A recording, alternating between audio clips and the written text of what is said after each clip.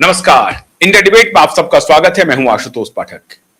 मित्रों, इस जुलाई के महीने में बहुत बवाल होने वाला है। और बवाल किस बात का?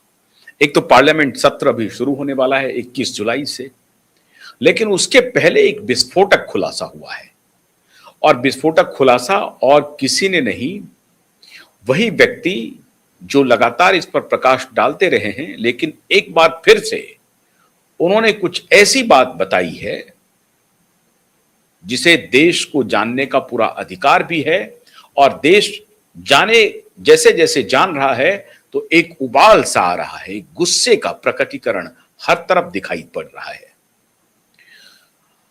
प्रकरण क्या है? प्रकरण है आरबीएस मनी भारत सरकार के गृह मंत्रालय में अंडर सेक्रेटरी रहे। उनका एक इंटरव्यू आया है। उन्होंने एजेंसी को एक इंटरव्यू दिया है और स्मिता प्रकाश को, और उस इंटरव्यू के बाद पूरे देश में हंगामा मचा हुआ है। इंटरव्यू में क्या उन्होंने कहा? उन्होंने कहा कि अगर अजमल कसाब को हमारे तुकाराम गिरफ्तार नहीं करते खुद की जान गंवा करके, तो आज इस देश का परिदृश्य बिल्कुल उल्टा होता। बहुत गंभीर बात कह रहे हैं। वो कह रहे हैं कि अगर अजमल कसाब जिंदा नहीं पकड़े जाते तो पूरे देश की तस्वीर आज बिल्कुल उल्टा होती। हर जगह यही बात होते रहती कि आरएसएस एक आतंकवादी संगठन है, बजरंग दल और जो अन्य हिंदू संगठन है वो एक आतंकवादी संगठन है। इसकी पूरी योजना सीआईए के साथ मिलकर बनाई गई थी। इतना बड़ा एक्सपोजियो और पूरी जिम्मेदारी के साथ आरबीएस मनी कह रहे हैं। ये जो उन्होंने खुलासे किए हैं मित्रों, वो आपके पैर के नीचे से जमीन खिसका देगा। और आज मैं आपको कुछ और अकाउंट देने वाला हूं। अब मुझे धीरे धीरे इसकी गहराई को मैं धीरे धीरे और समझ पा रहा हूं। 2006, 7, 8, 9, 10 का जो दौर था, वो किस प्रकार से उत्तर प्रदेश का पूरा खेल चल रहा था। उत्तर प्रदेश में एक नेटवर्क हुआ करता था, आलमी सहारा, सहारा ग्रुप। उस सहारा ग्रुप के जो उर्दू डिवीजन हुआ करता था, उसका जो एक प्रिंट डिवीजन था, जो आलमी सहारा एक अखबार था, हिंदी दैनिक था। और मुझे याद है भली प्रकार से, उस वक्त मैं खुद उस ऑर्गेनाइजेशन में था, लेकिन हम टेलीविजन में थे। उस आलमी सहारा के प्रमुख हुआ करते थे अजीज बर्नी साहब, बड़े राइटर थे। मैं बाकी चीजों का भी खुलासा कर सकता हूं, लेकिन वो करना नहीं चाहता।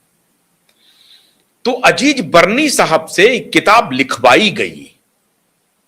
वो किताब लिखा और अजीज बर्नी साहब ने किताब लिखा, और उस किताब का नाम था, अभी मैं आपको बताता हूं, 2611 आरएसएस की साजिश। सीधा सीधा ये किताब लिख रहे हैं कि 26/11 जो है ये आरएसएस की साजिश है। और इस किताब का विमोचन होता है, पुस्तक विमोचन हुआ है दिसंबर 2010 में। और इसका विमोचन किसने किया? श्रीमान दिग्विजय सिंह ने किया। बर्नी ने अपनी पुस्तक में लिखा कि लश्कर तैयबा के हमलों को आरएसएस और कुछ भारतीय जांच अधिकारियों ने मिलकर अंजाम दिया था। और मैं आज पूरी जिम्मेदारी से कहना चाहता हूं कि अगर श्रीमान दिग्विजय सिंह के खिलाफ भारत सरकार सॉफ्ट है तो क्यों है? आज पूरा देश ये जानना चाहता है। अपनी किताब को लेकर हुए भारी विवाद और कानूनी मुकदमों के बाद जनवरी 2011 में अजीत बर्नी ने अपने समाचार पत्र के पहले पत्र पर एक बिना शर्त माफीनामा प्रकाशित किया। इस व्यक्ति ने, अजीत बर्नी ने, माफीनामा प्रकाशित किया। उन्होंने स्वीकार किया कि उनके लेख भ्रामक थे, जिनसे राष्ट्र की छवि और सुरक्षा बलों का मनोबल गिरा था, उन्होंने अपनी टिप्पणियों के लिए देशवासियों से माफी मांगी। ये शख्स श्रीमान अजीज बर्नी साहब माफी मांग चुके हैं। लेकिन जब कांग्रेस पार्टी सत्ता में थी, और ये माफी कब मांगे हैं, ये 2011 में ही इन्होंने माफी मांग लिया। इनको पता चल गया था कि पूरी तरह से भ्रामक तथ्यों के आधार पे, भ्रामक तथ्य इन्होंने बनाए, गढ़े, वो काम किया। आज आरबीएस मनी का जो इंटरव्यू आ रहा है, आप हैरान हो जाएंगे, इतना हृदय विदारक है। आरबीएस मनी कह रहे हैं कि 2004 में ही इशरत जहां के इनकाउंटर के लिए 2004-5 में उस मामले में एफिडेविट बदलने का इनके ऊपर दबाव था, और कहा कि एफिडेविट बदल दीजिए आप।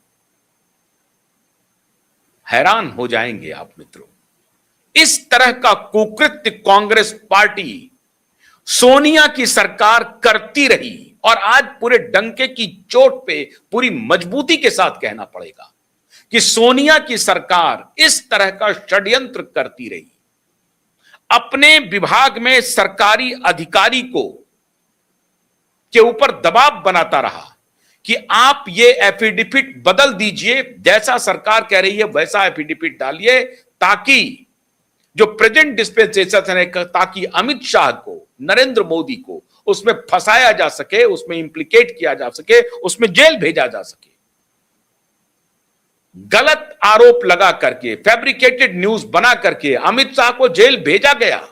आज तक एक पूरा इकोसिस्टम अमित शाह को तड़ीपार तड़ीपार तड़ीपार कह रहा है, फर्जी पूरा नैरेटिव। आज आरबीएस मनी कह रहे हैं कि जितने आतंकवादी पकड़ाए सबके सब हिंदू आई कार्ड के साथ थे, और सबके कलाइयों पे कलावा बंधा था। और ये कलावा बांधा क्यों गया था? इसलिए बांधा गया था क्योंकि जब गिरफ्तारी हो तो फौरन से पेशतर, अब तो सुशील शिंदे नहीं है, वो गुजर गए, जो उस वक्त महाराष्ट्र के मुख्यमंत्री थे, फौरन से पेशतर ये कैमरे पर आकर के बयान दिया जाओ। और ये कैमरे के बयान भी दिग्विजय सिंह, शर्म आनी चाहिए दिग्विजय सिंह को, बेशर्मी की पराकाष्ठा है दिग्विजय सिंह, शर्म आनी चाहिए दिग्विजय सिंह को। और ये दिग्विजय सिंह जो जाकिर नायक जी 50 लाख रुपए मिला था राजीव गांधी फाउंडेशन को, अब बाद में उन्होंने लौटा दिया, जाकिर नायक जी कहने वाले को डिक्लेयर्ड आईएसआई और सीआईए के एजेंट हैं। और पूरी जिम्मेदारी से मैं कह रहा हूं कि श्रीमान दिग्विजय सिंह के खिलाफ भारत सरकार को फौरन से पेशतर कार्रवाई करनी चाहिए। नहीं हो रही है कार्रवाई, क्यों नहीं हो रही है? चिदंबरम के खिलाफ क्यों नहीं कार्रवाई हो रही है? ठीक है, आप जब आए, अभी उनको गिरफ्तारी हुई थी, आपने देखी होगी वो तस्वीर, जब चिदंबरम जी एक सामान्य पुलिस जिप्सी से उनको पुलिस गिरफ्तार करके ले जा रही थी। कभी यह दौर था जब आपने गलत केस में, झूठे केस में अमित शाह को जेल भेजा, इतने दिनों तक जेल में रखा। लेकिन समय का चक्र है और सत्य कभी डिगता नहीं है। लगातार ये पूरा इकोसिस्टम, लगातार पिछले 20-25 वर्षों से लगातार अनवरत एक नैरेटिव चला रहा है, एक नैरेटिव चला रहा है हिंदू आतंकवाद का, साक्ष्यों के आधार पर, साक्ष्यों के आधार पर पूरी तरह से एक्सपोज हो चुका है ये गैंग। फिर भी अब आरबीएस मनी कह रहे हैं कि उनकी मां, हालांकि वो 88 साल की थी, लेकिन पूरी तरह से स्वस्थ थी। जैसे ही पता चला कि उनके बेटे के ऊपर इस तरह से सरकार दबाव बना रही है कि एफिडेविट बदलो, उस पर साइन करो,